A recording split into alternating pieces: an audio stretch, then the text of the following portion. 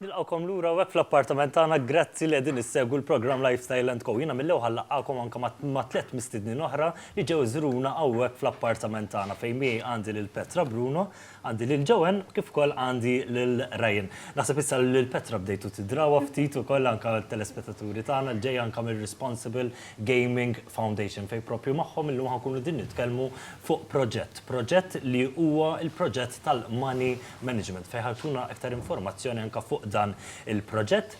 Petra, dan huwa proġett li ġie mniedi permezz anke ta' fondi tal-Corporate Social Responsibility Program. Konna tkellimna diversi drabi diġà fuq dan il-programm, però għal benefiċċji tat-telespettaturi tagħna li forsi ma kinux qegħdin isegwuna, tista' forsi tina aktar informazzjoni fuqu? Mela le. L-ewwel nis nsellem lilek grazzi tal-istedina tiegħek kull ġimgħa. Kif qedna il-Responsible Gaming Foundation li ċ-chairperson tagħha huwa l-Onorevoli Silvio Xkembri għandha il-Corporate Social Responsibility Program. Mela da x'inhu biex infakkar ftit l-udjenza. Naqra l-memorja.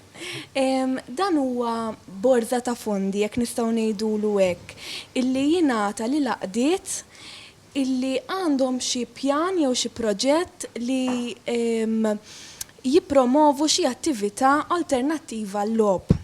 Lob tal-azzart jew anke daw social games li jistgħu jkunu anke addictive ukoll u jingħataw il-fondi biex jimplementaw dal-proġett. Infatti konna diġà ntqajna ma' xi għaqdiet u anke organizzazzjonijiet oħra li benefikaw anke minn din l-għajnuna fejn kellna wkoll kellna każin tal-banda fejn intom anke għajntu ingħatat l-għajnuna biex jinxtraw iktar instrumenti. Kellna wkoll anke mill-Kamra tan-Nar ukoll. Protection. Diversi setturi differenti li intom tagħtu l-għajnuna. Infatti apparti l-ALP li nkellmuhom dal-waqt, ġifieri ix-xahar li ġej ħannedu proġett ieħor jismu Shake It Off u dan huwa grupp li iżur l-iskejjel u jagħmlilhom exercises lill-istudenti biex ikunu jistgħu jiċċalqu ftit u jġibilhom dik il-ħajra tal-isport. Shake It Off. Ġewwen ħamdu l-fuq kif inti l-ewwel nett. Mela, x'inhu eżatt il-proġett tal-money management u kif qed jgħin l-iskola tal-ALP? Dan huwa programm fejn l-allima qegħdin nagħmlu lill-istudenti tagħna isibu alternattivi oħra biex jagħmlu l-flus. Minflok jaqgħu fil-vizzju tal-logħob. Allura qegħdin indaħlu l-aspett finanzjarju kif jimmaniġjaw il-flus, jieħdu ħsieb il-flus. Naqduh mal-aspett intraprenditorjali, aspett ta' entrepreneurship. U ndaħluhom fis-suġġetti tagħhom kollha, kemm akademiċi kif ukoll vokazzjonali. Per eżempju, hawnhekk għandna lil Ryan li għandu hospitality bħala vocational subjects. Allura qed nużaw il-vocational subject, il-hospitality subject tiegħu biex bekk nistgħu ngħinuh kif jista' isib xogħol bih jagħmel il-flus u m'għandhomx għalfejn it-tfal tagħna jaqgħu fil-vizzju tal-logħob. Fih dan qed jieħdu sehem l-istudenti kollha, prattikament kollha tal-iskola u numru sabiħ ta' għalliema li jgħallmu kemm is-suġġetti akademiċi bħal matematika, l-Ingliż, Malti, kif ukoll vokazzjonali għandna hairdressing, beauty, għandna ħafna suġġetti oħra. U grazzi għal Responsible Gaming Foundation għal funds li tawna, xtrajna per eżempju attività waħda minnhom hija li xtrajna mwejjed tal-snooker u coach tal-snooker ukoll li qed jgħallem lill-istudenti jilagħbu l-logħba u barra ġifieri li qegħdin jieħdu pjaċir jilagħbu l-logħba u qed jaraw li jistgħu ma jażlux il-vizzju tal-logħob. Qegħdin jitgħallmu r-regoli tal-logħba wkoll. Imma mbagħad flimkien mal-għalliema tal-matematika qed jgħallmuhom numeracy skills. Bl-intenzjoni mbagħad li jiftħu jagħmlu turnament ta' vera tal-snooker u jkun jistgħu jaqilgħu il-flus minn xi ħaġa li qed jieħdu gost jagħmluha. Mbagħad qegħdin naqdu wkoll suġġetti oħra magħhom, ġifieri pereżempju l-għalliema tal-Ingliż qed jagħmlu r-riklami ma' dawn l-istudenti meta ħajamlu t-turnament, bħalissa qegħdin ħolqu kumitat bejn l-istudenti dal-coach u għalliema minnhom tal-matematika u qegħdin jaraw kif ħajoħolqu dan it-turnament. Ġifieri qed indaħlu l-aspett kif jieħdu ħsieb il-flus u jimmaniġġjaw il-flus tajjeb. Fl-istess ħin jistgħu jaqilgħu il-flus minn xi ħaġa li qed jieħdu kost jagħmluha. Għandna attivitajiet oħra issa fosthom huwa tal-catering li jista' jispjegalkom Ryan u pereżempju l-ġimgħa l-oħra kellna mbagħad aspett ta' social responsibility fejn l-istudenti tagħna marru d-Day Center iż-Żejtun u taw mit-talenti li għandhom huma offrew servizzi b'xejn lill-anzjani, kellna briju sħiħ ġifieri għax kien hemm kant banda għamlulhom lill-anzjani offrew ħafna hairdressing, beauty, eżerċizzi fiżiċi, ikel, ġifieri, imma ma waqafniex hemm, kull għalliema għamlu handout lill-istudenti u anke waqt il-lezzjonijiet mbagħad li kieku din kellha tkun għal business biex naqilgħu il-flus. X'kienu l-ispejjeż li għandna bżonn, pereżempju hairdressing biex għamilna tajna daw is-servizzi, x'kienu l-ispejjeż, x'inhuma s-sorsi ta' dħul biex aħna nkunu nistgħu naqilgħu profitt. Jiġifieri dan il-proġett għen lill-istudenti irawmu skills, 21st century skills biex ikunu impjegabbli. Ryan, kif inti? Tajjeb.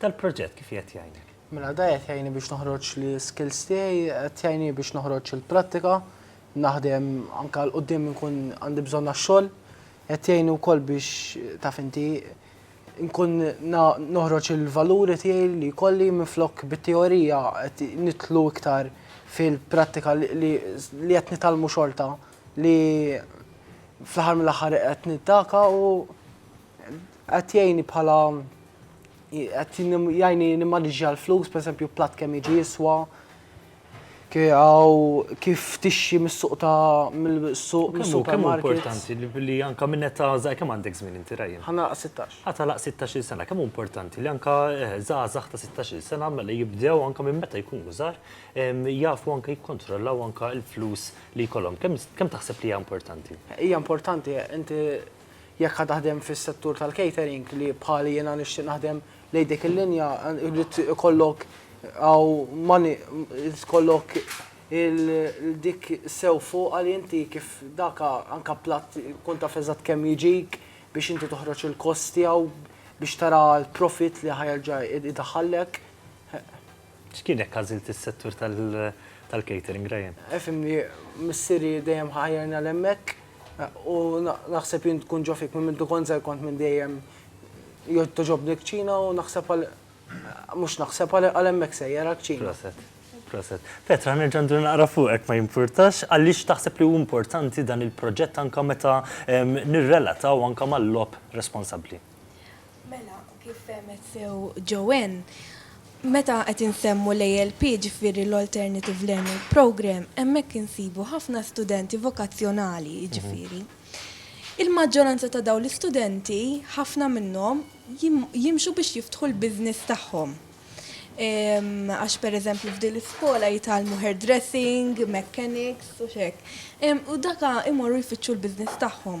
Issa, inti trid tkun aqli fil-business u ħafna minnhom sfortunatament nafu li fl-ewwel 3 snin tal-business hemm ċans kbir li jfalli. Allura x'tagħmel inti? Tejnhom jimmaneġjaw iżjed il-flus. Issa, hawn min jimmaneġjahom b'mod għaqli u hawn min dak it-telf li jkun qed ikollu jipprova jittanta xortih bil-logħob. Dan sibu ħafna każijiet minnhom, jiġifieri għalhekk aħna dal-proġett oġobna ħafna għaliex fil-call center ikollna ħafna telefonati bħal daw li jispiċċaw jitilfu l-business tagħhom u kollox kull ma jkollhom ħabba l-logħob. Allura, per eżempju, bħal Monopoly li jilabu waqt il-ħin tagħhom hemmhekk fl-iskola, nagħlmuhom ftit kif għandhom jimmaneġjaw il-flus u kif jistgħu jżommu l-bogħod mill-logħob. Joanne, x'kunċett għandu fih dan il-proġett li qed jinforma lill-istudenti dwar ir-riskju tal-logħob u anki dwar il-logħob responsabbli? L-ewwel nett għandna rappreżentanti mill-Responsible Gaming Foundation stess fejn ħajjiġu jagħmlu sezzjonijiet taħdidiet mal-istudenti tagħna fejn ħajdulhom ħajitkellmu dwar il-problema tal-vizzju tal-logħob. X'inhuma raġunijiet għalfejn persuna jaqa' fil-vizzju tal-logħob u l-konsegwenzi li jġib miegħu u x'jistgħu l-għajnuna li joffru biex persuna toħroġ minn din il-vizzju. Aħna min-naħa tagħna l-proġett tagħna tisib alternattivi varji kif wieħed ma jidħolx fil-vizzju tal-logħob permezz ta' dawn il-vocational subjects u isibu in-niċċa tagħhom li jaqilgħu il-flus minn dak l-aspett. Ħaġa oħra kif qalet Petra, grazzi għal funds li ħadna minn Responsible Gaming Foundation xtrajna game boards pal Monopoly fejn għat ta' studenti waqt li qed jilagħbu l-logħba, allura qed jitalmu l-aspett finanzjarju, qed jaraw meta pereżempju huwa żmien opportun li jixtru u kemm ħajixtru, xi flus għandhom, allura kemm jistgħu jonfqu, jekk ħajonfqu iktar milli għandhom flus, x'iridu jagħmlu, ħajisselfu. Ħajkunu jafu mela li ħajisselfu jridu jirritornaw il-flus lura u blimax ukoll. Ħajitalmu per eżempju l-obbligi li għandhom li jridu jħallsu t-taxxi. Ġifieri milli qed jitalmu huma qegħdin jitalmu ir-riskji li jista' anki jġib problemi. Kull deċiżjoni għandha l-konsegwenzi u r-riski tagħha. Vera, vera. Rejjen, x'kienu l-feedback tiegħek kif ukoll anke ta' sħabek fuq dan il-proġett? Efimni, hemmhekk inti ħatmuru jisek, mhux ħatmur jisek ħatmur bil-qeda fuq siġġu, tikteb normali, hemmhekk ħatmur ħajkollok iktar bħala prattiki, ħatmur għal-qalbek, tqum fil-ħodu tuħu pjaċir li sejjer lejn l-iskola. Nimmaġġana li l-prattika hija importanti ħafna wkoll għax inti kif qed tajjeb inti mhux qiegħed hemmhekk tisma' u forsi tieħu nota ta' dak li qed tisma' biss, imma qed ikun hemm il-prattika lura qed ikun hemm iktar interazzjoni u vera. Iktar u iktar huma jtuk ċertu riċetti li inti tkun tista' tipprova mid-dar li tista' jilġuk tajbin jgħidulek iktar tricks li tista' tużhom bħala ġol kċina u fl-aħħar mill-aħħar tallimt ħafna u anke minn dan il-proġett morna hemmhekk u fejn qabel forsi fl-iskejjer l-oħra ma kontx daqshekk tajjeb f'din l-iskola jisni sift posta mal-ewwel. Fiex tispeċjalizza l-iktar inti Rajjen? Jekk ngħidlek msajrilna xi ħaġa fil-kċina. U iktar nispeċjalizza fuq l-aħmiet u hekk ta'. Fuq l-aħmiet. Ma xi darba nistidnu kawwek, tajjeb? Malejja. Is-sajjeb. Xorta. Tajjeb? Mela Petra, ħanalqu anke din is-sezzjoni billi anke ħnitolbok tagħti anke parir forsi lil ħafna żgħażagħ li qegħdin jisimgħuna mhux żgħażagħ biss, żgħażagħ u l-ħafna nies li qegħdin isegwuna bħalissa li forsi għaddejn anke minn żmien naqra diffiċli u jaħsbu li forsi dan il-vizzju ħakimhom. Hemm forsi xi rimedju x'jista' Mela le, waħda ħajkonna training session nar l-erba l-Università li tispjega ftit il-problema tal-lob x'effetti kollha fuq iż-żgħażagħ tagħna li ħafna minnhom ikollhom pereżempju ġenituri jew aħwa li qed jgħaddu minn dan il-vizzju.